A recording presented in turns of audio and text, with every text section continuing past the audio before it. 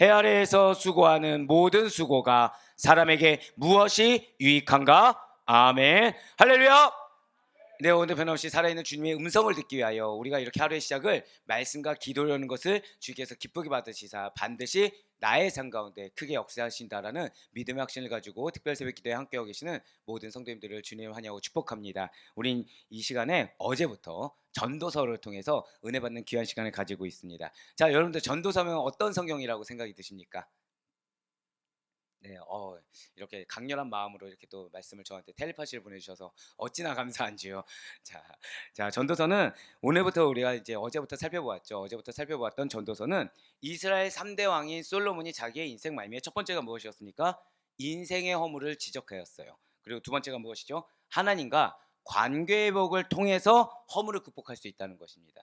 그리고 세 번째가 무엇이었죠? 그렇기 때문에 우리가 이 세상 가운데 최선의 삶의 자세로 살아가야 된다. 근데 이 최선이 인간적인 최선입니까? 하나님을 향한 최선입니까?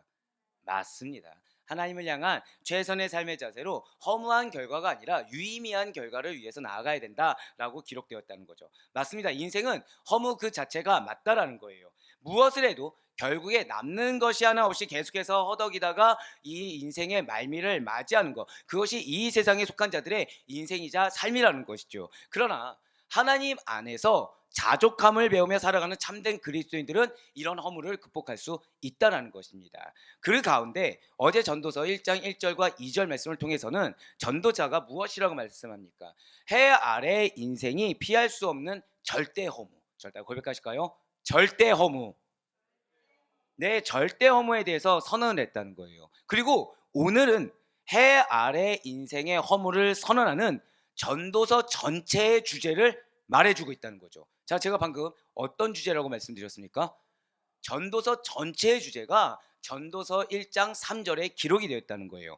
해 아래 인생의 허물을 선언하는 것, 이것이 전도서 전체 주제가 되는 것입니다. 그리고 오늘 보면 전도서 1장 3절 말씀, 전도서의 전체 주제를 말씀하고 있는 전도서 1장 3절 말씀 우리 다 같이 한 번만 더 읽도록 하겠습니다. 시작.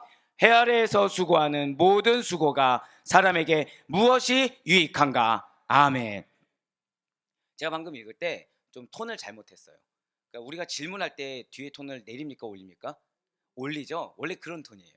그러니까 지금 전도자가 사람이 수고하는 게 유익해? 유익한 거 맞아? 정말 유익한 게 있어? 지금 이렇게 묻고 있는 겁니다. 사실 여러분들의 삶을 한번 생각해 보시길 바래요. 자, 게을렀던 적 있으십니까? 너무 예, 제가 항상 드릴 말씀이 있죠. 전 여기에 어지간하면 반응을 다 하는데 여기에 다들 네라고 반응한 거는 없었어요.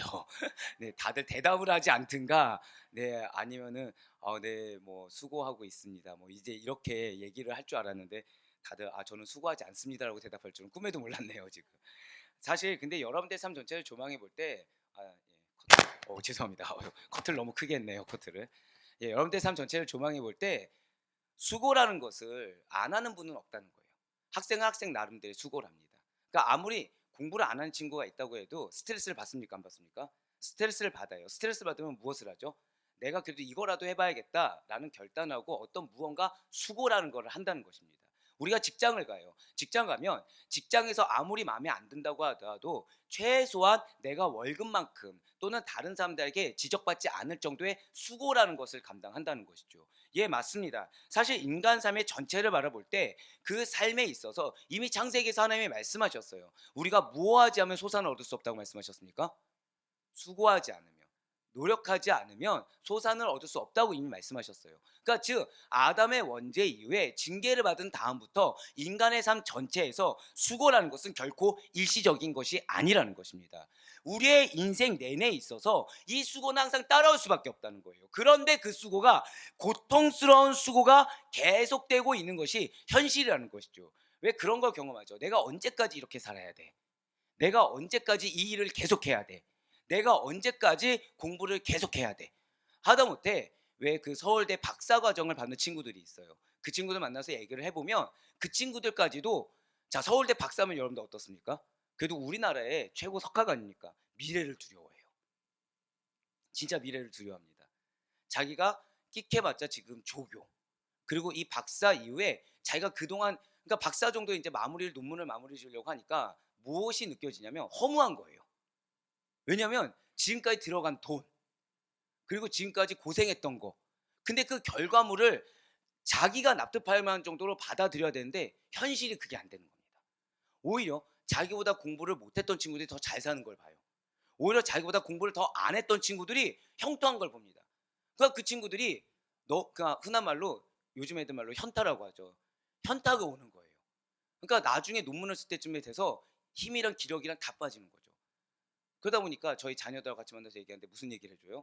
서울대가 다는 아니야. 제가 전혀 바라지 않았던, 제가 바라는 건 뭐였죠?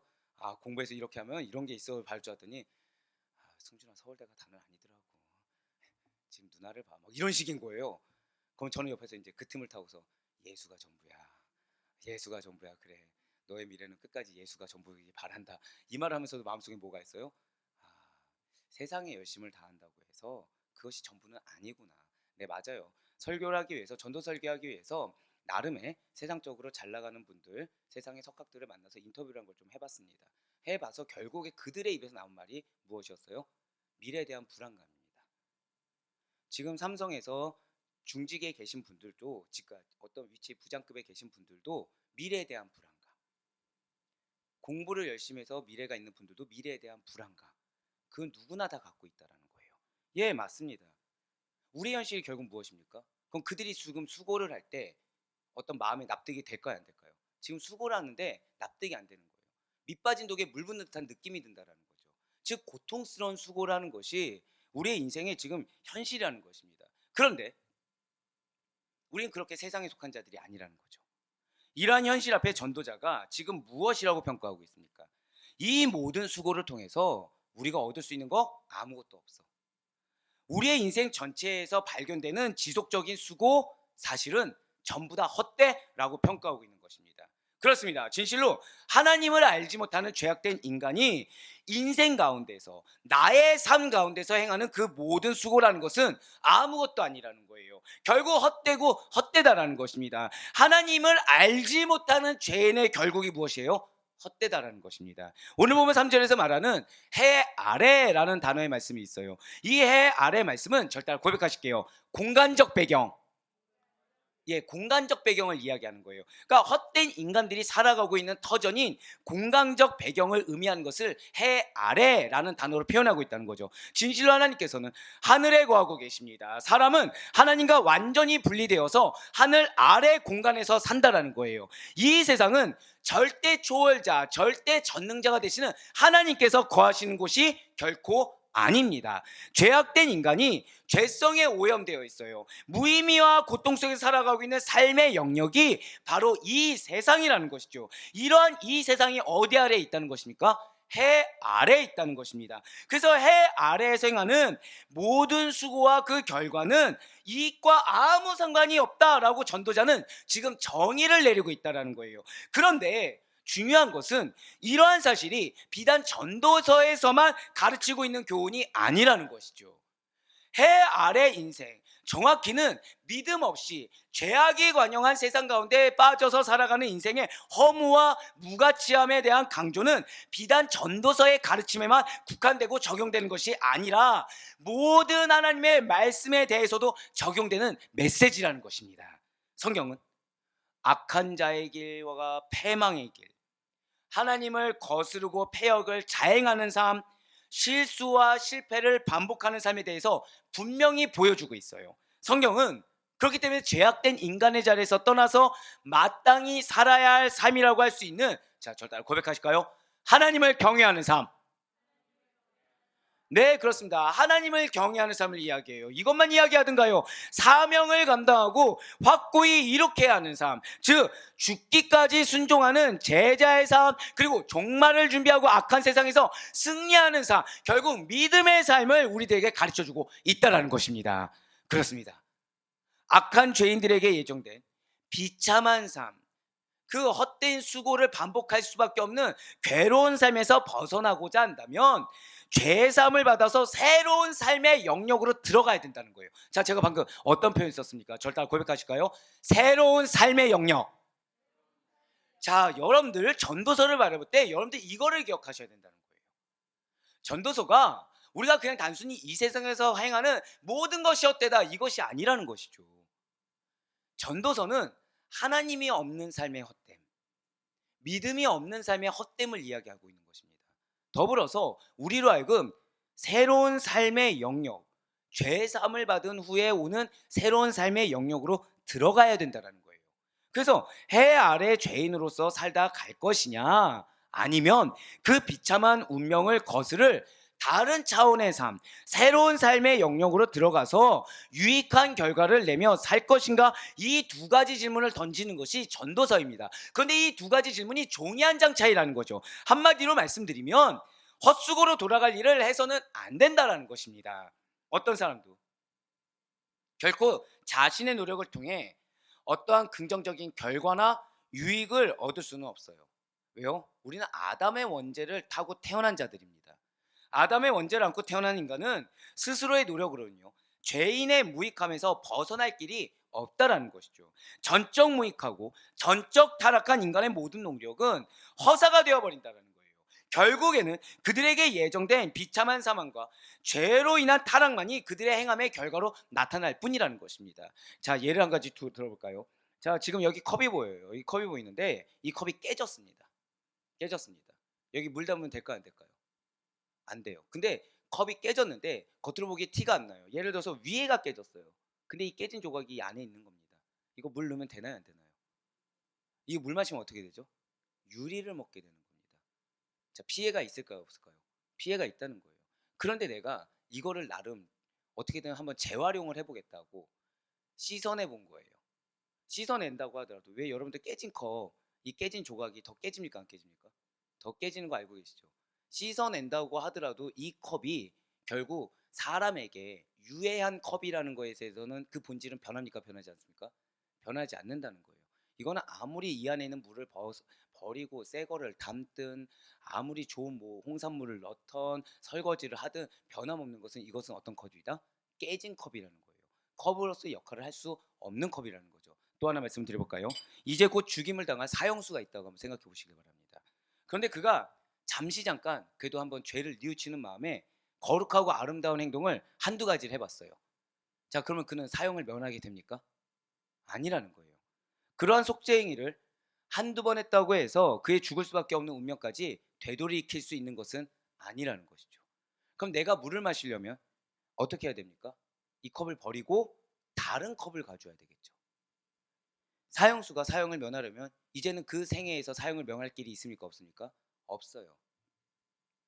새로운 삶을 부여받아야 되는 것입니다. 바로 이와 같다는 거예요.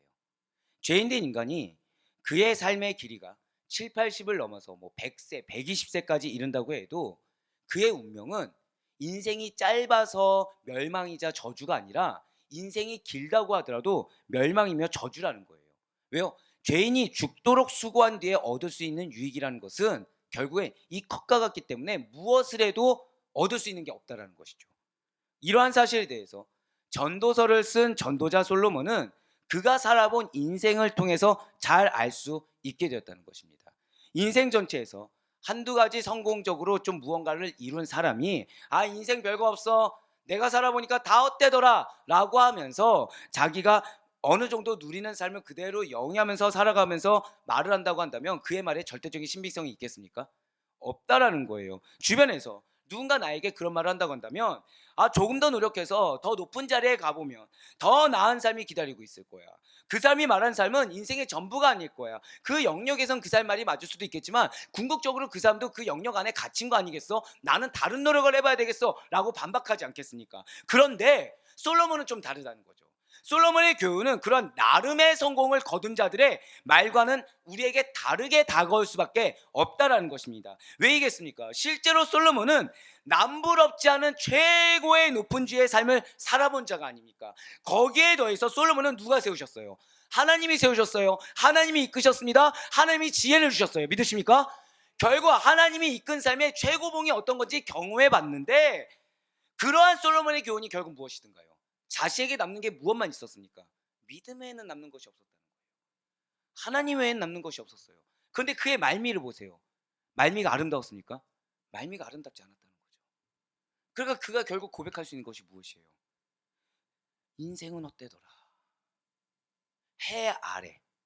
결국 하나님이 없이 아래에서 아둥바둥 사는 삶은 헛되더라. 헛되지 않은 것은 누구에게 매여 있는 삶? 하나님께 매여 있는 삶만이 헛되지 않더라라고 솔로몬이 교훈하고 있는 것이 아닙니까? 그래서 솔로몬의 교훈이 우리에게 큰 파장을 일으킬 수가 있는 거예요. 그의 훈계가 인생을 살아가는 우리들에게 있어서 경종을 울리는 가르침이 될 수가 있었다는 것이죠. 실제로 솔로몬은 어떤 자들도 시비 걸 것이 없는 누구나 인정하는 최고의 권력의 자리에서 부를 누려봤습니다. 명예도 얻어봤어요. 온갖 쾌락을 일삼았던 자였다는 것이죠. 솔로몬은 누구보다 높은 곳에서 부러울 것이 없는 인생을 살았던 자가 솔로몬이라는 것입니다. 바로 그런 그가 말하는 인생의 어문은 최고의 권력, 최고의 부, 최고의 명예, 최고의 쾌락을 인생의 목표로 삼고 그것을 얻으려고 달려가는 삶이 얼마나 허무한 것인지를 가장 실제적이고도 가장 효과적으로 입증해주고 있다는 거예요. 사랑하는 여러분들, 진실로 허무한 자는 허무한 삶의 목표를 세웁니다. 허무한 노력을 전심전력을 다해 하게 돼요. 결국 허무한 자들에게 예정된 허무한 운명을 맞이하게 된다는 거죠. 죄인은 진실로 허무한 사람입니다. 사랑하는 여러분들, 자꾸 제 얘기를 해서 너무 죄송한데 그 회사에서 나름의 이치가 있었습니다. 걱정이 있었을까요, 없었을까요? 걱정이 너무 많은 거예요. 연봉이 몇 억이 돼도 걱정이 있는 겁니다. 처음에 신입사원일 때는 이제 막 대리가 되면, 과장이 되면 뭔가 다르겠지. 급여는 올라가요. 올라갑니다. 그러니까 이게 누릴 수 있다고 생각해도 항상 부족함이 있어요, 없어요? 항상 부족함이 있어요. 그러면서 40세, 어제 말씀드린 30세가 두렵고 40세가 두렵고 50세가 두렵습니다. 왜냐하면 광고는 수명이 짧아요. 그러니까 무슨 생각만 하냐? 뭐 하면 내 인생 말미를 맡길 수 있을까? 자, 교회 다녔어요, 안 다녔어요? 주일만 다녔습니다. 주일 성수만 했지만 사실 그 안에 예수가 있습니까, 없습니까? 제가 스스로 예수님을 의지하지 않았던 거죠. 그랬더니 그 빈자리를 무엇으로 채우고 있어요? 걱정, 염려, 미래에 대해서. 그러니까 지금 현재 나에게 하나님이 어떻게 부어주신지를 모른다는 거예요. 자, 그러면 전 지금 걱정이 있을까요, 없을까요? 저 죄송하지만 지금 걱정 별로 없어요. 야, 오늘 제 예상과 다 다른 반응이 나오시는데 여기서 아멘이 한 명이라도 나올 것이야 예상했는데 갑자기 다들 되게 진지하게 저를 쳐다보셔서 왜 걱정이 없냐면 하나님이 함께 하시니까.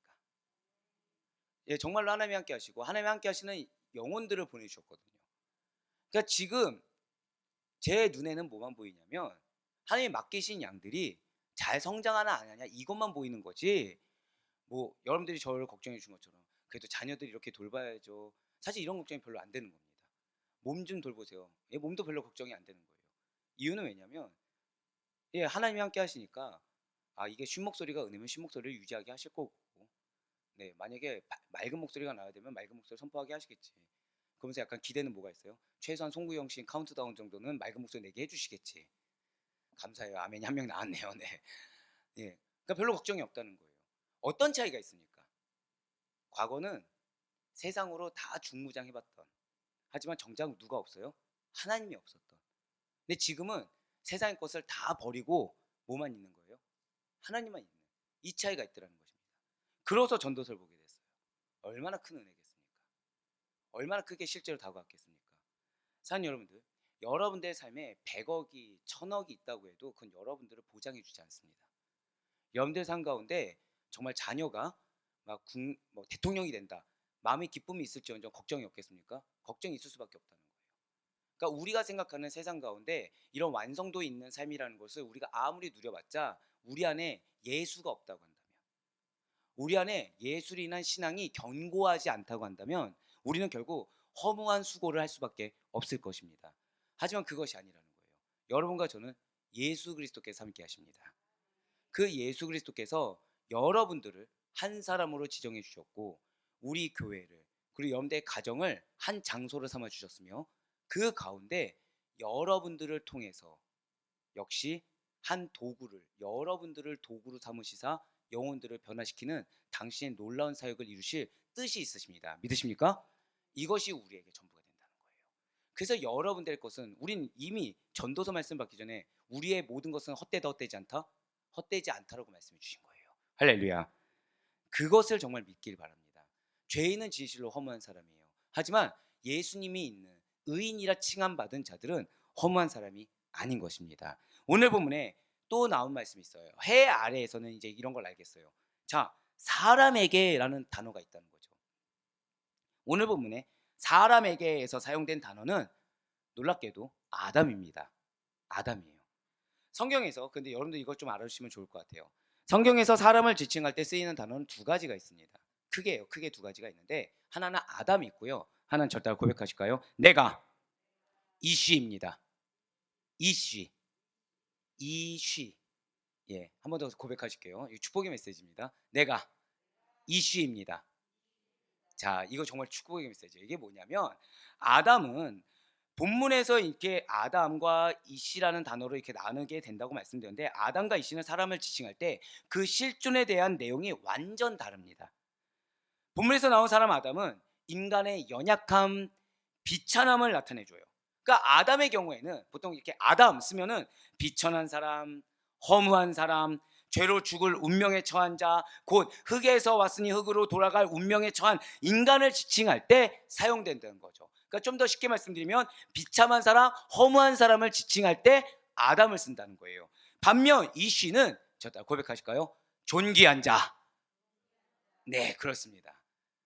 나는 이쉬입니다. 나는 존귀한 자입니다. 바로 그 고백이 된다는 거죠. 이쉬는 그렇게 존귀한 사람을 지칭할 때 자주 사용되어지는 단어라는 것입니다. 오늘 보면 그래서 다시 한번 더 보시길 바래요. 해 아래에서 수고하는 모든 수고가 사람에게 무엇이 유익한가? 자, 지금 이 말씀은 결국 해 아래 모든 수고가 비천하고 허무하고 죄로 죽을 운명에 처해서 흙으로 돌아갈 운명에 처한 사람에게 무슨 유익이 있겠습니까? 없습니다. 이런 말씀이라는 거죠. 즉 여기서의 사람 아담은 보잘것없는 흙으로 돌아갈 자연인, 죽을 수밖에 없는 존재임을 암시해주고 있는 단어라는 거예요. 그렇기 때문에 이러한 본질을 지닌 존재가 아무리 많은 수고를 기울인다고 하더라도 그 자신의 존재 이상의 어떠한 결과물을 절대 낼 수 없다는 것은 자명한 이치라는 것이죠. 다시 말씀드려서 허무한 존재인 인간으로부터 무언가 의미 있고 무언가 유익한 거 절대 기대할 수가 없다는 거예요. 그래서 아까 컵을 예를 들지 않았습니까? 이 컵이 깨진 컵이에요. 안에 유리 조각이 있어요. 아무리 씻겨낸다고 하더라도 이 컵을 통해서 먹는 것은 어떤 유익한 것이 나옵니까? 아니면 무익한 것이 나옵니까?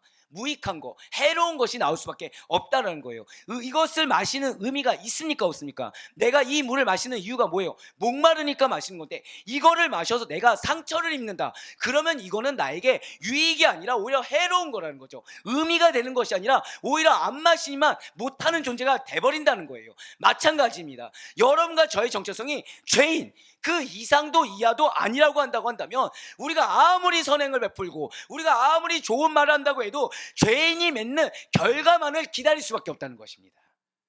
우리 안이 더러운 것으로 가득 차 있다고 한다면 아무리 내가 뭐 100만 금을 드린다고 하더라도, 아무리 내가 100만 시간을 드린다고 하더라도, 아무리 내가 나는 없고 다른 사람만 존귀하게 여기는 그런 삶을 산다고 하더라도 이 더러운 것에서 나온 게 어찌 선한 것이 나오겠습니까? 맞다라는 거예요. 진정한 유익한 결과를 얻기 위해서는 인간이 관심을 갖고 노력을 기울여야 할 부분이 있다는 거죠. 그것이 무엇입니까? 저를 따라 고백하실까요? 본질의 변화. 그게 중요하다는 거예요. 우리는 계속해서 하나님께서 그 전도서 말씀을 미리 준비시키기 위해서 우리로 하여금 계속해서 한 가지 단어에 포커스를 두게 하셨습니다. 우리는 무엇을 중요하게 여기나요? 정체성입니다. 바로 그것이 본질의 변화라는 거예요. 아까 왜 새로운 삶의 영역으로 들어가야 된다고 말씀드리지 않았습니까? 그것이 바로 이거예요. 그러니까 인간이 정말 무언가 남는 일을 하고 싶다, 유익한 결과를 내고 싶다고 한다면 그래서 내가 관심을 가지고 노력을 기울여야 될 부분은 다른 것이 아니라 나의 정체성이 무엇인가, 나의 본질이 어디에 있는가, 이게 중요하다는 거예요.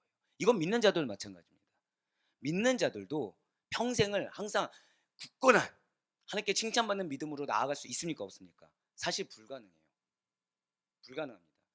우리는 허다한 영적 공격 가운데 놓여 있어요. 그러니까 내 마음을 실족하게 하거나 내가 믿음을 내려놓을 만한 허다한 지뢰밭을 우리는 항상 걸어가고 있다는 거죠. 그럴 때 우리가 포커스를 맞춰야 될 것은 이 지뢰반에 있는 지뢰가 아니라는 것입니다. 그 땅을 걸어갈 것이냐, 아니면 아예 새로운 영역으로 들어갈 것인가. 지뢰밭을 직접 걸어갈 것인가, 아니면 하나님이 믿음의 계단을 놓은 곳을 그 계단 위로 올라가서 갈 것인가. 그 차이라는 거예요. 그렇습니다. 여러분들이 은혜 받기 원하십니까? 여러분들이 정말로 삶 가운데 우리가 흔히 말하는 대로 내가 정말 변화되고 내가 어떤 결과물을 내기 원하십니까? 그럼 제일 먼저 중요한 것은, 절대 고백하실까요? 본질의 회복. 본질의 회복이라는 거예요. 제가 그렇기 때문에 우리 교육자들을 좋아하는 게 있어요. 교육자들 우직할 정도로 뭐에 포커스를 두냐? 복음에만 포커스를 둡니다. 하다못해 전도사들조차도 관심이 구원이에요. 구원. 인간의 본질. 그래서 왜 제가 말씀드리지 않습니까? 가지치기를 하시더라고. 그걸 깨달은 것 자체가 대단하죠. 세상에 속했으면 어떻게 생각할까요? 이 친구는 내가 목회를 할 때 무엇이 도움이 되고, 이 친구는 어디에 써먹을 수 있고, 이 친구는 어떻게 나랑 같이 하면서 나에게 힘이 될 수 있고, 이런 생각을 할 겁니다. 근데 그런 생각 하나도 안 하고 무슨 생각을 했죠? 가지치기. 지금 누구만 바라보는 거예요? 하나님만 바라보는 거예요. 그러니까 하나님이 나에게 가지치기를 원하신다는 걸 알고 있는 겁니다. 사랑하는 여러분들, 교육자가 그런 자들로 무장되어 있어요. 그럼 우리 성도님들은 어떻게 되어 있을까요? 당연히 복음으로 무장되어 있어야 됩니다. 당연히 여러분들의 포커스는 본질에서 틀어져서는 안 돼요. 전 여러분들이 분명히 환난의 때도 있을 것이고 시험 당할 때도 있을 거라고 저는 확신합니다. 하지만 그것이 여러분들에게 무의미한 공격이라는 사실을 잊지 마시길 바래요. 언제요? 우리가 정체성에 대해서 확신을 갖고 있을 때, 우리가 그 본질을 놓치지 않았을 때는 우리에게 있는 허다한 영적 공격은 무의미한 것입니다. 우리로 하여금 발돋움할 수 있는 한 단계 걸림돌, 한 단계 디딤돌 외에는 안 된다라는 것이죠. 맞습니다. 우리의 정체성이 죄인에서 벗어나 존귀한 자로 거듭나는 일이 선행된 다음에야 우리의 수고가 바르고 유익한 결과로 이어질 수가 있다라는 거예요. 수고의 유무보다 더 중요한 것은, 여러분들 오늘 이걸 반드시 기억하시길 바랍니다. 저다 고백하실게요. 어떤 자의 수고이냐? 자, 여러분들이 마음이 어려움이 올 때가 왜 그런 경우 있지 않습니까? 내가 열심히 막 노력을 해요. 결과물이 없는 거예요. 노력을 했는데 누가 안 알아주는 거예요. 이럴 때 내 마음이 어려워집니다. 자, 이거 맞을까요? 틀릴까요? 이거 틀리다는 거예요. 죄송하지만. 지금 나는 어떤 자의 수고를 하길 원한 거예요? 예를 들어서 가족이 안 알아준다. 그럼 내가 가족의 일원으로서 수고를 한 겁니다. 예를 들어서 내가 사업장에 있다. 그럼 나는 사업장의 사장이 됐든 부장이 됐든 그 위치에 수고를 한 겁니다. 하지만 지금 우리 전도자는, 하나님께서 우리에게 뭐라고 말씀하세요? 그것이 아니라 믿는 자로서, 하나님의 백성으로서 먼저 수고를 다하라. 이 말씀을 기억하시기 바래요. 어떤 내 눈에 결과물이 없어 보였을 때, 그때 여러분들이 다시 한 번 더 여러분 마음에 질문을 던지셔야 됩니다. 나는 지금 어떤 자로서 수고하고 있는가? 나는 지금 하나님의 백성으로서 수고하고 있는가? 아니면 나는 내 이름으로 수고하고 있는가? 예, 맞습니다. 내가 수고했냐 안 했냐, 이거보다 더 중요한 것은 어떤 자로서 수고했는가, 어떤 자의 수고이냐, 이 문제를 잊지 않을 수 있는 여러분과 제가 되길 간절히 소망합니다. 수고의 유익한 결과를 내기 위해서는 우리의 본질이 어떤 자가 되어야 마땅한지를 알아야 된다는 거예요. 그래서 하나님께서는 오늘 이렇게 우리에게 또 말씀하고 계십니다. 잠언 13장 21절의 말씀입니다. 나에게 주신 약속의 말씀으로 알고 우리 다 같이 잠언 13장 21절 말씀 한 목소리 읽겠습니다. 시작. 재앙은 죄인을 따르고 선한 보응은 의인에게 이르느니라. 아멘. 자, 재앙이 누구에게 따른다고요? 죄인에게 따라요. 하지만 우리가 원하는, 왜 우리 하나님 보상받기를 원합니다. 나에게 선한 답을 주세요 라고 우리 기도할 때 있지 않습니까? 그건 누구에게 이른다고요? 의인에게. 믿음을 견지하세요. 끝까지 믿음을 놓치지 마시길 바랍니다. 그럼 우리에게 지금 뭐라 말씀하세요? 반드시 선한 보응이 나에게 이르게 되는 것입니다. 우리가 날 때부터 타고난 원죄에 머물며 죄인 그대로의 정체성과 죄인 그대로의 삶의 모습으로 살아가는 자의 모든 수고의 결과는 재앙밖에 없다는 것입니다. 하지만 비록 원죄를 안고 태어난 죄인임에도 불구하고 예수 그리스도를 믿는 믿음으로 말미암아 하나님으로부터 의롭다 칭함받은 의인들의 수고의 결과는 하나님의 은혜가 덧입혀져서 선한 보응이 이르게 된다라는 사실을 정말로 믿으시길 바라겠습니다. 즉 우리에게는, 저 따라 고백하실까요? 믿음의 유무, 이것이 너무 중요해요. 믿음의 유무가 은혜의 확장이냐 은혜의 소멸이냐를 결정짓게 되고, 믿음의 유무가 선한 보응이냐 재앙이냐의 결과를 가져오게 된다는 거예요. 사랑하는 우리 아드포에게 성도 여러분들, 우리가 믿는 성경은 진리입니다. 믿으십니까? 시대와 장소, 사람을 초월하여 누구에게나 적용되는 보편적인 진리요, 시대와 장소, 사람과 상관없이 이루어지는 절대적인 진리가 바로 이 성경인 것입니다. 그런데 이 땅에 태어난 모든 사람은 수고하고 애쓰는 데서 벗어날 자가 없다라고 성경은 우리에게 증거하고 있다는 거예요. 그러나 그 모든 사람 중에서 누구는 생명에 이르는 수고를 하고 누구는 죄에 이르는 수고를 하며 살아간다고 성경은 우리에게 말씀하고 있다 거죠. 그래서 잠언 기자가 성경 말씀 가운데 우리에게 이렇게 명확하게 또 한번 밝히고 있는 것입니다. 잠언 10장 16절 말씀 보시길 바라요. 의인의 수고는 생명에 이르고 악인의 소득은 죄에 이르느니라. 아멘.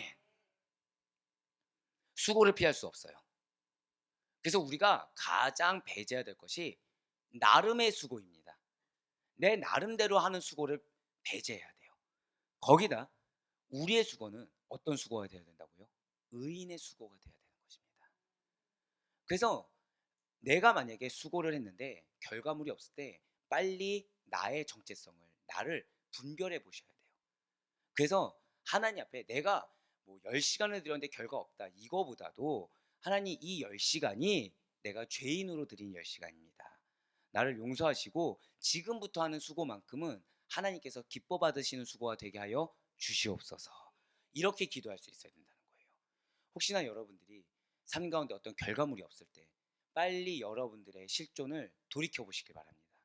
내가 정말로 믿음 있는 하나님께 의인이라 칭함받은 그 거룩한 주의 백성으로서 한 수고인지, 아니면 내 안에 욕심을 가지고 죄인된 수고를 했는지 여러분들 분별해 보시길 바랍니다. 우리가 헛된 수고, 아무런 유익이 없는 수고가 되지 않으려면 우리는 반드시 악인의 자리를 취하지 말고 반드시 의인의 자리에 서야만 하는 것입니다. 여러분들이 예배를 충실히 드려야 되는 이유 중에 하나가 바로 이거예요. 예배 가운데 말씀으로 깨어지고 은혜를 받아야 되는 이유가 바로 이겁니다. 사랑하는 여러분들, 하나님은 여러분들에게 틈을 주는 걸 원치 않으세요. 왜요? 결국 그 틈을 통해 무엇이 틈타요? 사단이 틈타요. 지금 하나님은 여러분들에게 수고하라, 수고하지 말라, 수고하라는 거예요. 근데 정확히는 어떤 자의 수고를 하냐는 걸 잊지 말라는 것입니다.